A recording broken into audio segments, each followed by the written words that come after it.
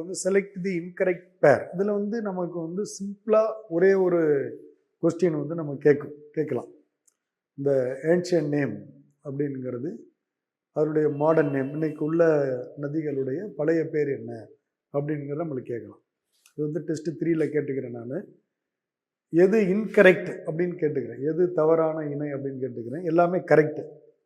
அதனால் வந்து பார்த்தீங்கன்னா வருஷ்னி ராவி, ஹஸ்கினி செனாப், சரஸ்வதி ககார், விபாசா பியாஸ், எல்லாமே கரெக்ட். அதனால் எது இன்கரெக்ட்னா நன் ஆஃப் தீஸ், எல்லாமே correct.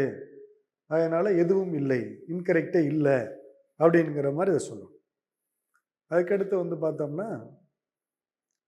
Which of the following god known as god of morality. நான் ஏற்கனவே உங்களுக்கு சொல்லியிருக்கிறேன், பியூரிட்டி, புனிதப்படுத்துறது இல்லையா? புனிதப்படுத்துறதுனாலே உங்களுக்கு தெரிஞ்சிடும். ஆர் ரிட்டா, ஆர்டிஏ இன் ரிக்வேதிக் டைம்ஸ். இந்த மாதிரி ஒரு கொஸ்டின் வந்து கேட்கலாம்.